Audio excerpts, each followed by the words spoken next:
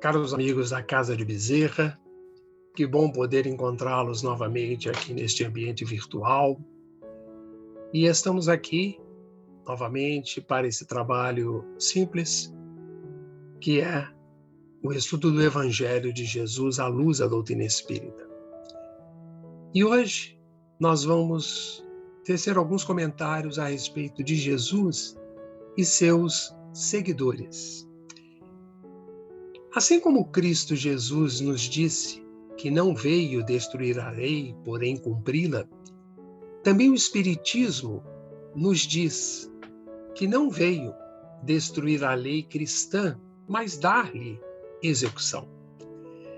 Bom, será que existem diferenças entre mestre, discípulo e apóstolo? Possivelmente.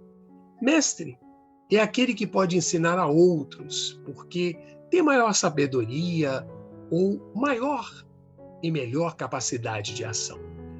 Discípulo é quem aprende com o mestre, procurando então reproduzir, seja a sua técnica, estilo, pensamento ou até mesmo a vivência. E apóstolo? A sua origem vem lá do grego, que é o enviado, isso é, todo aquele que propaga uma ideia ou doutrina. E o mestre Jesus, ele não era, por exemplo, um sacerdote israelita.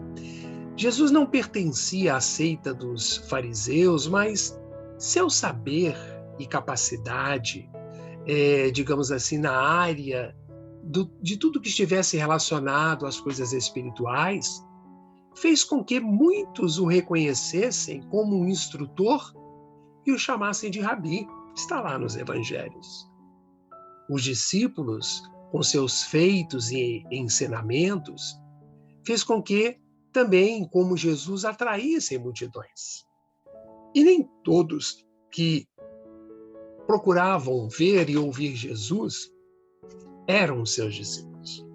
Alguns apenas estavam curiosos ou só desejavam benefícios.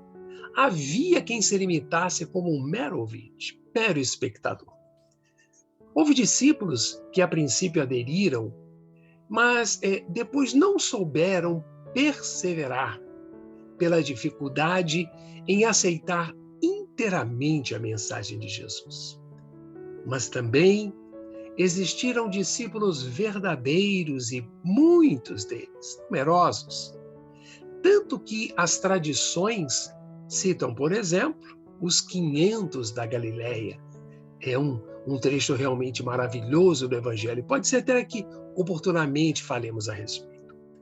No Sermão da Montanha, por exemplo, Jesus deu a todos os discípulos uma preparação teórica de como deveriam entender, sentir e agir. E aos discípulos verdadeiros que seguiam Jesus no seu trabalho, houve uma convivência mais próxima e demorada. Jesus pôde dar ensinos e fazer demonstrações práticas que o povo em geral não tinha condições, naquele momento, de entender e aceitar. Foi através dos discípulos verdadeiros que Jesus semeou na humanidade sua divina mensagem de verdade e de amor. E os apóstolos? Quando o serviço junto ao povo se ampliou, Jesus escolheu 12 dentre os seus discípulos para serem seus apóstolos junto ao povo. E já fizemos um comentário aqui nesse espaço sobre esses 12 apóstolos. A tarefa deles era pregar por toda parte o evangelho, curando os enfermos e afastando os espíritos perturbadores, como Jesus fazia. E apesar de escolhidos como apóstolos, basicamente eram discípulos também, e por isso, às vezes, são assim chamados no Evangelho. E as mulheres que também seguiam Jesus, vamos encontrar na comunidade judaica as mulheres, lembrando que não tinham voz ativa nem uma representação maior. Mas Jesus sempre tratou melhor a mulher com respeito humano, aceitando-lhe a cooperação nos seus trabalhos missionários. Mas o que é preciso para ser um discípulo de Jesus? Talvez estejamos nos perguntando. A primeira delas seria amar a Deus sobre todas as coisas e ao próximo como a si mesmo. É evidente que existirão outras condições que também ficam evidentes na passagem, por exemplo, em que Jesus dialoga com 3 candidatos a discípulos. Seguir-te-ei para onde quer que fores, disse algum deles a Jesus. As raposas têm seus covis e as aves do céu ninhos, mas o Filho do Homem não tem onde reclinar a cabeça. Segue-me, disse Jesus ao outro. Permite-me ir primeiro sepultar meu pai, disse outro. E disse Jesus, deixai aos mortos sepultar os seus próprios mortos. Essa foi a insistência de Jesus. Seguir-te-ei, Senhor, mas deixa-me primeiro despedir-me dos de casa. Falou o outro a Jesus. Ao qual Jesus responde, ninguém que, tendo posto a mão no arado, olhe para trás, é apto para o reino de Deus. Essa foi a resposta de Jesus. E em outra oportunidade o mestre esclareceu. Se alguém vem a mim e não aborrece a seu pai e mãe e mulher e filhos, e irmãos e irmãs, e ainda sua própria vida, não pode ser o meu discípulo. Está lá em Lucas, capítulo 14, versículo 26.